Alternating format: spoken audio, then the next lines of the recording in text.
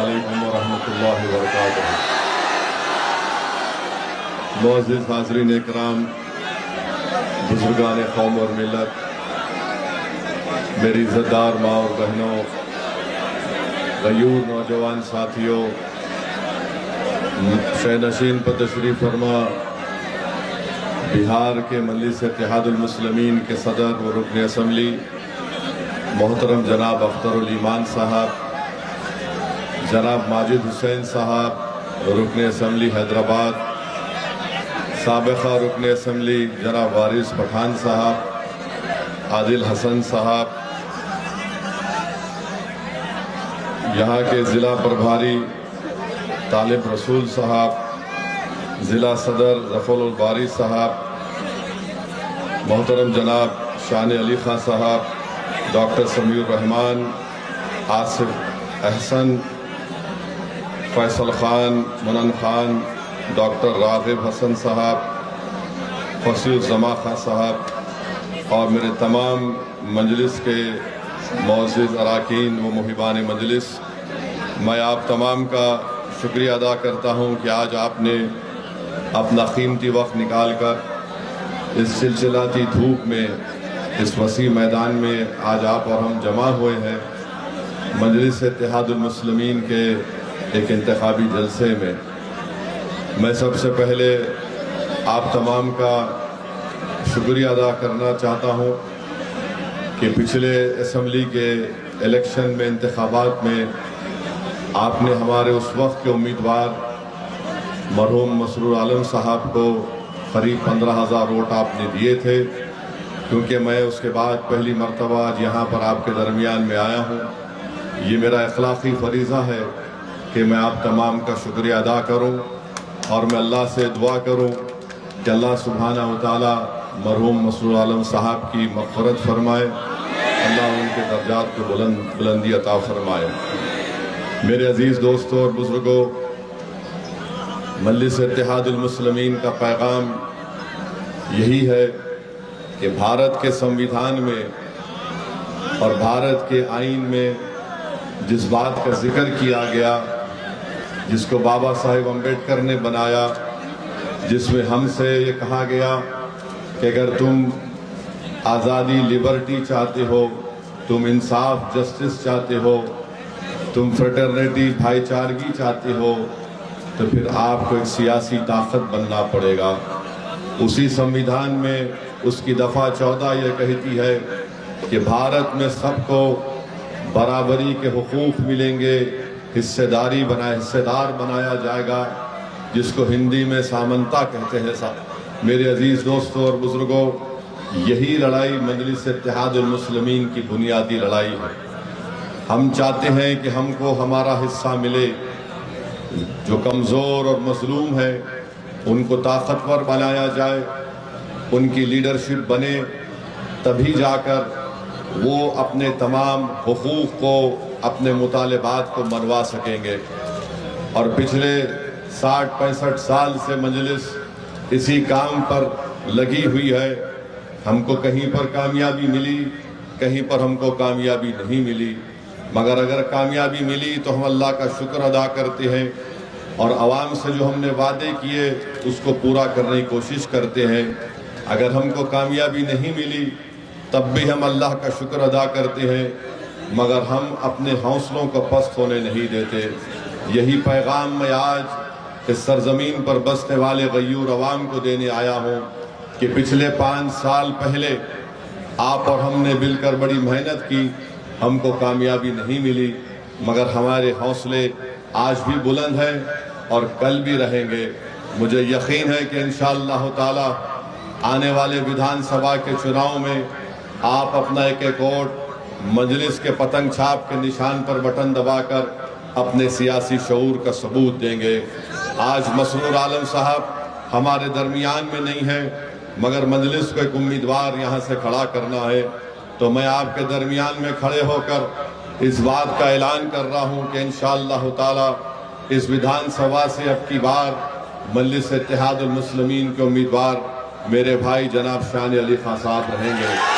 मैं आपसे अपील करता हूँ कि आप तमाम मिलकर आप तमाम मिलकर उनके लिए मेहनत करें, दुआ करें और उनको कामयाब करें, ताकि शेरघाटी के इन गरीब और मजलूम अवाम की आवाज़ बिहार की विधानसभा में गूंजे। मेरे अजीज़ दोस्तों और बुजुर्गों, मेरी आपसे अपील है कि मजलिस ने एक ऐसे शख्स को अपना उम्मीदवार बनाया जिसने बहुत जुल्म को देखा।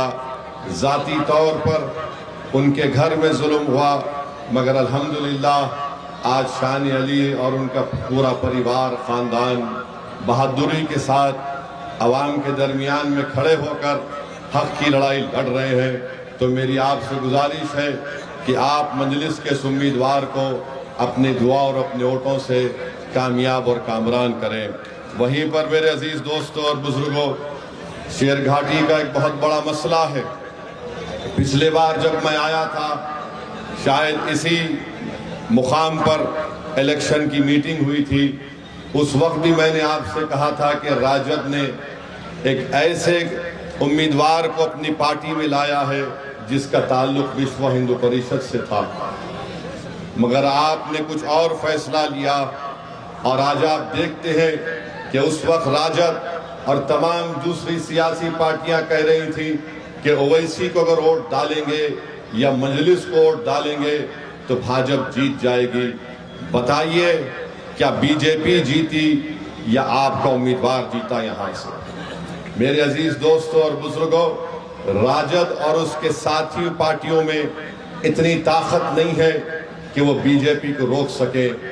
अगर तेजस्वी यादव और उस अलायंस के जिम्मेदार लोग वाकई में बिहार में दोबारा नरेंद्र मोदी की पार्टी के शख्स को मुख्यमंत्री बनाने से रोकना चाहते हैं, तो मैं आज फिर से कह रहा हूं, आओ मजलिस इत्तेहादुल मुस्लिमीन से हाथ मिला लो। हम बिहार में मोदी को रोक देंगे, नीतीश कुमार को हरा देंगे। अगर आप हमारी इस पेशकश को कमजोरी की निशानी समझते हैं तो ये तुम्हारी नादानी है, ये तुम्हारा बचपना है, ये तुम्हारी वो दूरंदेशी तुम में नहीं है। और अगर इसका खमियाजा तुमको भी भुगतना पड़ेगा और कहीं ऐसा ना हो कि बिहार की जनता को पिछले 5 साल उन तमाम लोगों के जुल्म को सहना पड़े। मजलिस ने दिल खोल कर और पूरे इखलास के साथ लालू प्रसाद यादव साहब को और तेजस्वी यादव को खत लिखकर कहा कि आओ हमको सिर्फ 6 सीट दे दो।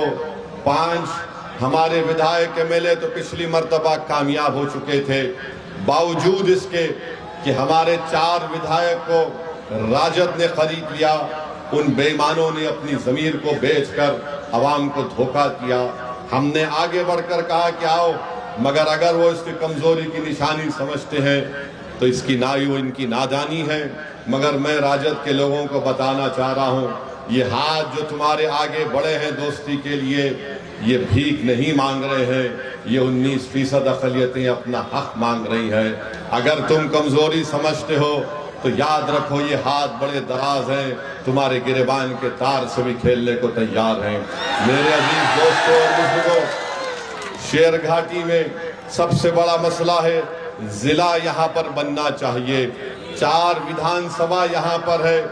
राजद के आपके विधायक को आपने कामयाब किया। नीतीश कुमार मुख्यमंत्री हैं, 20 साल से मुख्यमंत्री हैं, मगर शेरघाटी की जनता चाहती है कि यहाँ पर इसको जिला बनाया जाए, उसको नहीं बना सके। यहाँ के नौजवान के पास कोई नौकरी नहीं है। नीतीश कुमार ने, मोदी ने यहाँ के नौजवानों को, बल्कि बिहार के नौजवानों को इनकी बेरोजगारी उनका मुकद्दर बना दिया।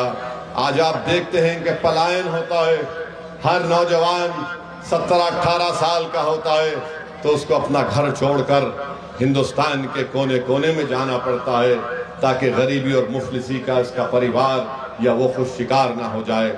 मेरे अजीज दोस्तों और बुजुर्गों, नरेंद्र मोदी और नीतीश कुमार एक ऐसे बादशाह की तरह है कि अगर कोई नौजवान पानी में डूब रहा है तो बजाय उसको पानी से निकाला जाए, ये दोनों उस पर पत्थर फेंक कर उसको जख्मी करते हैं, फिर उस पर बर्छे मारकर उसको जख्मी कर कर उसको तलवार उसके हाथ में देखकर उसको खींचते हैं। ये इनका तरीका है नौजवानों को बचाने का। यहाँ पर अस्पताल भी नहीं है, यहाँ पर एक अस्पताल भी नहीं है। मुझे यकीन है कि इंशाअल्लाह ताला अगर आप जनाब शान अली खां को यहाँ से अपना विधायक बनाएंगे तो यकीनन किसानों से भी इंसाफ होगा, यहाँ पर एक बड़ा अस्पताल बनेगा। और मैं आपसे वादा कर रहा हूँ, ये आपसे वादा कर रहा हूँ कि मजलिस आपसे वादा कर रही है कि आप यहाँ से अपने विधायक को कामयाब करिए। शान अली खां को एक 17 आवाज हॉस्टल बनाया जाएगा अक़लियती बच्चों के लिए। मेरे अजीज दोस्तों और बुजुर्गों, मैं जानता हूँ यहाँ पर माफिया भी है, और एक माफिया है लाल पानी का, शराब का एक माफिया है, बालू माफिया है, और एक सियासी माफिया है। ये सियासी माफिया सबसे ज्यादा मुज़ीर है। ये सियासी माफिया शेर घाटी के गयूर अवाम को और बिलखुसूस हमारे नौजवानों को समझता है कि इनकी कोई हैसियत नहीं है। इनकी हैसियत इतनी है कि इनसे वोट लो और इनको भूल जाओ। मैं उस सियासी माफिया से कह रहा हूं कि इंशाअल्लाह ताला अब की बार शेर घाटी का नौजवान, अब की बार शेर घाटी की हमारी माँ और बहनें, अब की बार हमारी शेर घाटी की बुजुर्ग तुम्हारी दुकान को बंद करके उसको ताला लगाकर उसको पानी में फेंक देंगे, नदी में, क्योंकि ये सियासी माफिया आपको हमेशा इस्तेमाल करता है और इलेक्शन के बाद आप तमाम को भूल कर चले जाते हैं। आज वक्त आया है कि हम विधानसभा के चुनाव में इस सियासी माफिया को पतन छाप के निशान पर बटन दबाकर आप मजलिस इत्तेहादुल मुस्लिमीन को कामयाब करिए। बीजेपी को और नीतीश कुमार को रोकना है, हर तरीके से रोकना है, जमहूरी तरीके से। क्या आप इस बात को सच नहीं मानते कि आज रिश्वत का बाजार बहुत गर्म है, भ्रष्टाचार इतना गर्म है कि शेर घाटी में जनता कहती है कि गवर्नमेंट का दफ्तर यानी रिश्वत का सेंटर बन चुका है। अगर कोई म्यूटेशन कराने जाता है तो उसको कम से कम 1600 रुपए से 3000 देना पड़ता है। रजिस्ट्री कराने जाता है तो उसको 3000 रुपये लगते, वरना जांच हो जाती है। आवास योजना चाहिए, रिश्वत दो, पेंशन चाहिए, रिश्वत दो। इसके बावजूद भी नरेंद्र मोदी दिल्ली में बैठकर बोलते हैं ना मैं खाऊंगा ना खाने दूंगा, मगर बिहार में जो कुछ हो रहा है मेरे कान को नहीं सुनाई देता, मेरे आंख को दिखाई नहीं देता।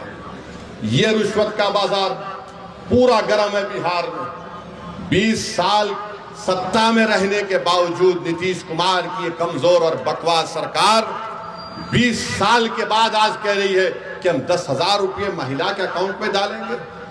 आपको मालूम शेर घाटी में ये जो करप्शन गवर्नमेंट के दफ्तर में होता है, कम से कम एक दिन का करप्शन 15 से 20 लाख रुपए का होता है। अब 5 साल में, एक साल में 365 दिन, हिसाब लगा लो आप, एक दिन 10 से 15 लाख की रिश्वत ली जाती है। और 5 साल के बाद, बल्कि 20 साल की सत्ता के बाद नीतीश कुमार नरेंद्र मोदी के कहते हैं कि भाइयों बहनों हमने 5 साल दबा के लूटा, अब आपको 10,000 रुपये देते हैं वापस।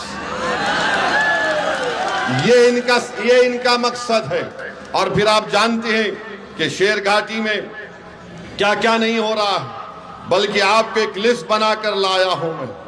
यहां पर आप देखते हैं कि अक्टूबर 2025 में एक 24 साल दीपक को गोली मारकर नया बाजार रजिस्ट्री ऑफिस में हत्या कर दी गई। सिर्फ 30 मीटर दूर पुलिस स्टेशन था और हजरत पुलिस आराम से सो रही थी।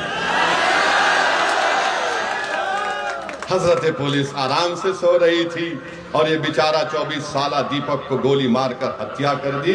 और बाद में हत्या करने वाले उसी के रिश्तेदार ने हजरत पुलिस को जाकर कहा कि भैया हम आ गए, हमको गिरफ्तार कर दीजिए। फिर उसके बाद आइए आप, जुलाई 2025 में एक रिटायर्ड डॉक्टर तपेश्वर सिंह को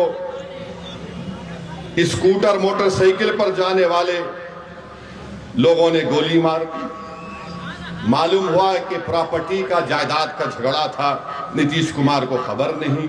फिर जनवरी 2025 में रमा कॉलोनी शेर घाटी में बम ब्लास्ट हुआ, बम बनाते हुए लोगों को, इसका किसी को हजरत पुलिस को पता नहीं। फिर एक 6 साल की बच्ची 2024 में उसको किडनैप किया गया, उससे बदसलूकी की गई उस बच्ची को, और मुरहार नदी में उचिरवन गांव में उसकी लाश मिली। बताइए क्या हो रहा है। फिर आप देखिए, बम बना रहे थे 2025 में काशनार गांव में, 60 बम बना रहे थे। ये क्या कर रही है यहाँ की सरकार। और फिर सैलाब आता है, जैसा कि 2025 के मानसून में गोपालपुर, पलहाट, कुबड़ी में पूरा गांव पानी में डूब चुका है, कलवट बह चुके हैं, यहाँ पर लोग जा नहीं सकते। ये हाल शेर घाटी का है मेरे अजीज दोस्तों और बुजुर्गों। जीटी रोड और अंदर के गांव जो है शेर घाटी ब्लॉक में रोड ही नहीं है। फिर आप अस्पताल माशाल्लाह जितना बोले उसके बारे में कम है। लॉ एंड ऑर्डर का जिक्र कर दिया, और हर चीज में आप देखते हैं कि किसानों का, उनकी फसल का नुकसान हो रहा है, इसका कोई पैमाना नहीं है। मेरे अजीज दोस्तों और बुजुर्गों, ये हाल आपकी विधानसभा का है। अब आप अंदाजा लगाइए पूरे बिहार में क्या हो रहा होगा। इसके बावजूद भी अगर हम नीतीश कुमार और बीजेपी को नहीं रोकेंगे तो इसका सबसे बड़ा नुकसान बिहार की जनता को होगा, सेकुलरिज्म को होगा, हमारे संविधान को होगा। और मेरे अजीज दोस्तों और बुजुर्गों, सबसे शर्मनाक हरकत हमारे भारत के सुप्रीम कोर्ट में हुई कि एक शख्स जिसका नाम रोशन राकेश किशोर था, इसने चीफ जस्टिस के इजलास में कोर्ट नंबर 1 में चीफ जस्टिस के सामने जूता उतार कर फेंक दिया उसके कोर्ट में। इसका नाम क्या था? राकेश किशोर।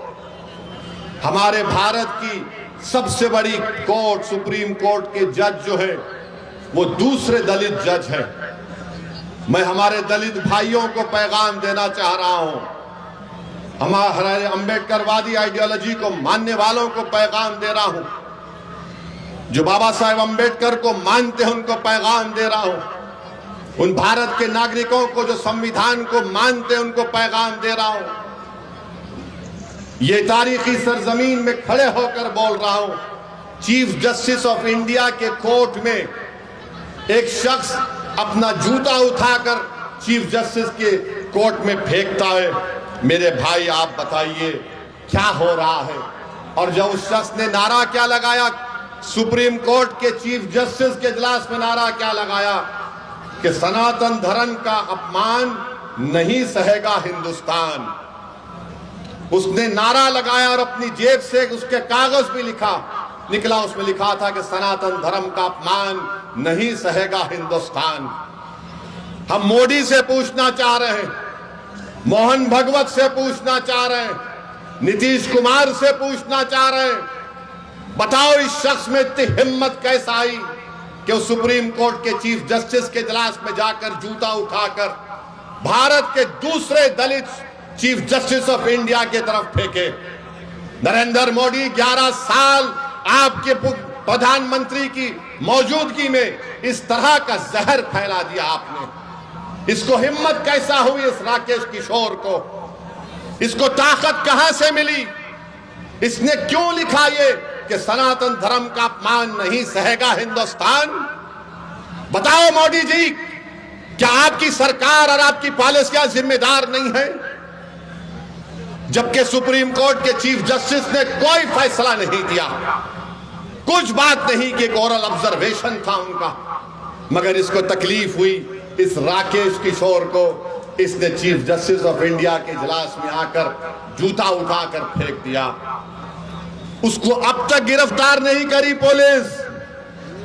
अगर उसका नाम असद होता तो अब तक मुझे गिरफ्तार कर लिया जाता। नाम क्या था? राकेश किशोर। ऊपर वाले हैं, बड़े लोग हैं, हम कमतर हैं। सुनो मेरे दलित भाइयों, चीफ जस्टिस ने कहा कि मैं कंप्लेन नहीं करूंगा, ठीक है, मगर मैं बड़ी इज्जत के साथ चीफ जस्टिस के इस फैसले को नहीं मानता, क्योंकि सवाल आप पर जूता फेंकने का नहीं है। क्योंकि आए दिन हम देखते हैं कि दलितों को पीटा जाता है, मारा जाता है, मूंछ अगर रखते हैं या अगर घोड़े पर बैठकर अपनी बारात निकालता है तो नहीं निकालने दिया जाता। चीफ जस्टिस ने कंप्लेन नहीं की, हम मानते हो सही नहीं था, मगर दिल्ली पुलिस को क्या हुआ? दिल्ली पुलिस 100 मोटो एक्शन ले सकती। और मैं आपको बता रहा हूं, देश को बता रहा हूं, जब हमारी संसद पार्लियामेंट में 2 नौजवान कूद गए संसद में, याद है? कूदे थे। कूदने के बाद एक धुआं उन्होंने छोड़ा, उन पर अनलॉफुल एक्टिविटीज प्रिवेंशन एक्ट लगाया गया। भारत के प्रधानमंत्री, दिल्ली की पुलिस आपके मातहत आती है और आप खाली एक बयान दे दिए, ये बहुत गलत हुआ।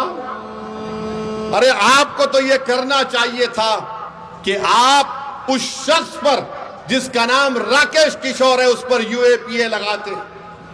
यूएपीए लगाते, पुलिस खुद से कंप्लेन कर सकती है। अगर उसका नाम राकेश किशोर नहीं होता, उसका नाम असद होता, क्या करते पुलिस? बीजेपी वाले उसको बोलते उठाओ, कनेक्शन वहां से है, पड़ोसी मुल्क से आया, आईएसआई, आईसिस, क्या क्या खोलते थे। और ये शख्स कह रहा है कि सनातन धर्म का अपमान नहीं सहेगा हिंदुस्तान। मोदी जी, फर्क उसमें और दूसरों में यह है कि जिस जगह पर मस्जिद को शहीद कर दिया गया था, कोर्ट का फैसला आया कि किसी ने नहीं तोड़ा। सुप्रीम कोर्ट का फैसला आया कि मस्जिद तुम्हारी नहीं है। सुप्रीम कोर्ट का फैसला ट्रिपल तलाक के बारे में आया। सुप्रीम कोर्ट का फैसला कई चीजों पर आया। हालिया यही सुप्रीम कोर्ट ने इंटरिम ऑर्डर दिया वक्फ कानून के ऊपर, जिससे हमको नुकसान होगा, मस्जिदों को नुकसान होगा। मगर जो संविधान को मानते हैं, जो संविधान को मानते, उन्होंने कहा कि हम कोर्ट के फैसले से खुश नहीं है, यह फैसला गलत है। क्या हमने धर्म का नाम लेकर किसी पर जूता उठाया? बताओ ये लोग कौन है? ये वो लोग हैं जिनको नरेंद्र मोदी की हुकूमत ने ताकत बख्श दी। ये वो लोग हैं जिनके दिलों में जहर उगल दिया गया। ये वो लोग हैं, आज भी राकेश किशोर बोलता है कि मुझे किसी चीज की परवाह नहीं है, मुझे कोई गम नहीं है कि मैंने चीफ जस्टिस ऑफ इंडिया के सामने जूता उठाकर फेंका। ये क्या हो रहा है हमारे देश में?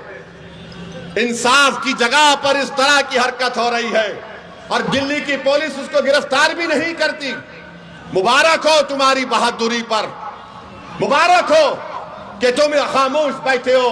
अरे अगर चीफ जस्टिस कंप्लेन नहीं करते तो तुम तो एक्शन ले सकते थे, लेकर जाते हो उसको। उत्तर प्रदेश में बच्चों को पकड़ा जाता है, पीटा जाता है और पुलिस की गाड़ी से उतारकर उनको बोलते हैं कि कान पकड़कर माफी मांगो, क्योंकि उसका नाम राकेश किशोर है। क्या तुम्हारा बाप लगता वो? तुम्हारा ससुरा लगता वो कि तुम उस पे केस नहीं बुक करते? और कोई पोस्टर उठाता है तो 1300 लोगों पे केस बुक हो जाता है, 40 गिरफ्तार हो जाते।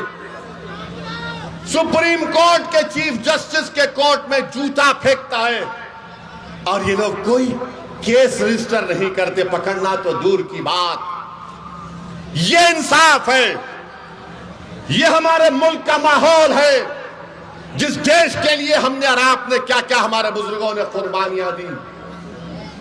दलितों को रुसवा करने की कोशिशें की जाती है। हम दलित भाइयों से कह रहे हैं कि पहचानो इन लोगों को। बीजेपी तुम्हारी दोस्त नहीं बन सकती, मोदी तुम्हारा हमदर्द नहीं बन सकता। भारत की तारीख का दूसरा दलित चीफ जस्टिस ऑफ इंडिया है। ये चीफ जस्टिस ऑफ इंडिया के वालिद जो थे, उनके वालिद, जब बाबा साहेब अंबेडकर ने हिंदुइज्म को छोड़कर नागपुर में बौद्ध मजहब को इख्तियार किया तो उनके वालिद साथ थे बाबा साहेब अंबेडकर के। मेरे भाई, ये हालात हैं वतन अजीज के। मैं आपसे अपील कर रहा हूं कि आप मुत्तहिदा तौर पर अपने के कोर्ट का इस्तेमाल करिए। राजद की जो आज की लीडरशिप है वो नादान है, दूरअंदेशी उनमें नहीं है। वो समझ रहे हैं कि अपने ताकत पे सब कुछ कर लेंगे। अरे तुम नहीं कर पाओगे, तुम नहीं कर पाओगे। तुम अगर सबको उसका हिस्सा दोगे, तुम बराबरी की बात करोगे, तो बीजेपी और मोदी को रोका जा सकता है। हम बिहार में आज भी कह रहे हैं, मगर मेरे भाई कल जब नतीजे आएंगे आप गवाह रहना कि मजलिस ने कोशिश की थी, इन लोगों ने हमारी बात को नहीं माना। हम इनको पुकार पुकार कर कह रहे थे। मेरी पार्टी के मरहूम सदर कहते थे कि मजलिस वो पार्टी है जो हवाओं को सूंघ कर बोलती है कि सैलाब आने वाला है। हम में और उनमें फर्क ये है कि हम देख रहे हैं कि तूफान आने वाला है, और ये लोग पानी से भीग कर कहेंगे कि हाँ अब सैलाब आ गया। जब बहुत देर हो जाएगी याद रखो, जब बहुत देर हो जाएगी याद रखो। मुझ पर इल्जाम लगाते। आज से 1 महीना पहले नायब सदर जमहूरिया वाइस प्रेसिडेंट ऑफ इंडिया का इलेक्शन हुआ। मैंने किसको वोट दिया बताओ?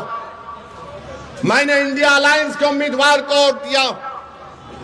हमारी रियासत के चीफ मिनिस्टर रेवंत रेड्डी ने मुझसे कहा, ओवैसी भाई साथ दो। उम्मीदवार सुदर्शन रेड्डी, वो भी सुप्रीम कोर्ट के रिटायर्ड जज थे।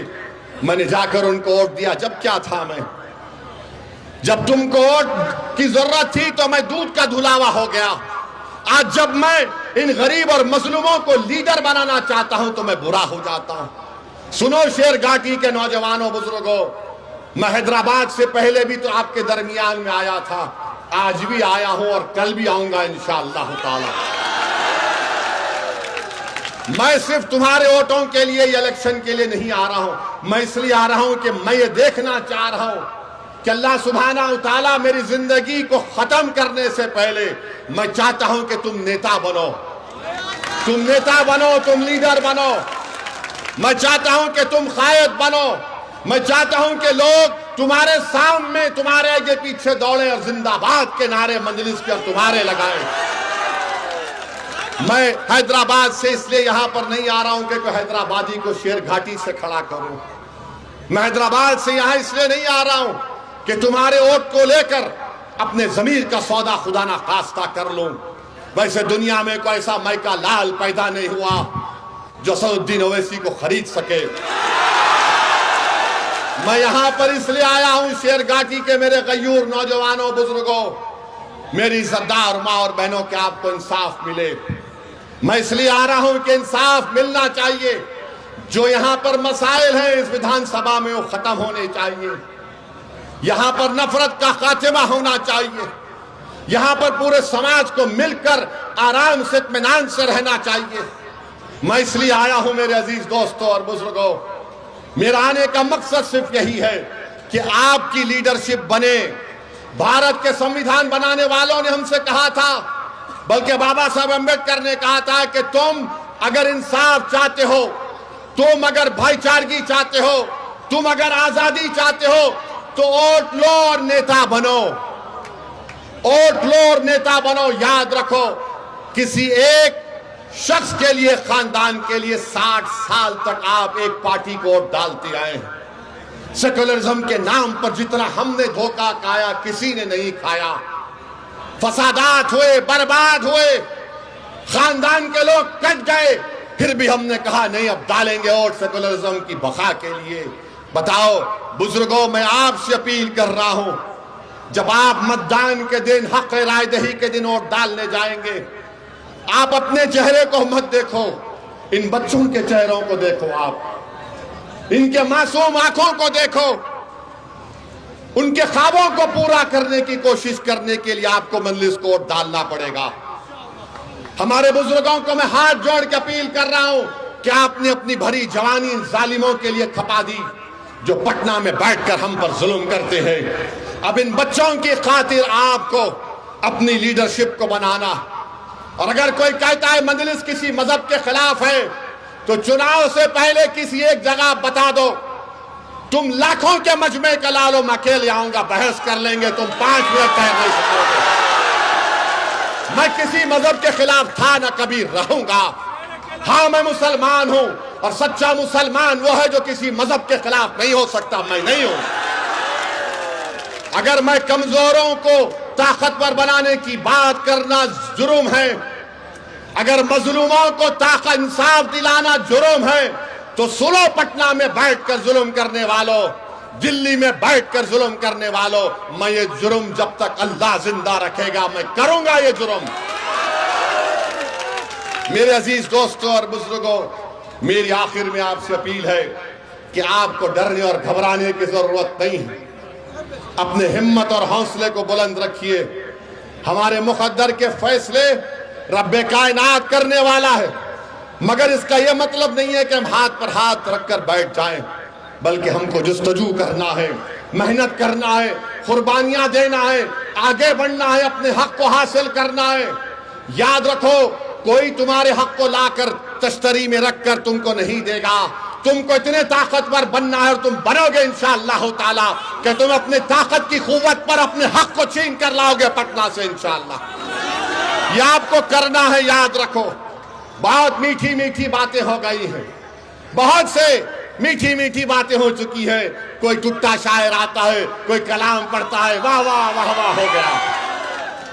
मेरे भाई, ये दुनिया है, दुनिया जन्नत नहीं है, दारुल अमल की जगह है। ये दारुल अमल की जगह है, यहां पर मेहनत करना पड़ेगा। और अगर हौसला हासिल करना है, अगर किसी के दिल में ये बात पैदा हो रही है कि कैसा ये क्या शख्स क्या बात कर रहा है, कैसे हमको कामयाबी मिलेगी, तो गाजा की तरफ नजर उठाकर देख लो। गाजा की तरफ नजर उठाकर देख लो।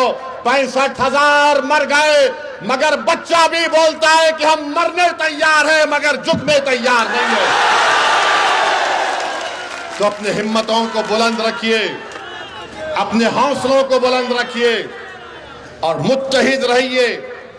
16,000 मिले, 16,000 15,000 आपने वोट डलवाए।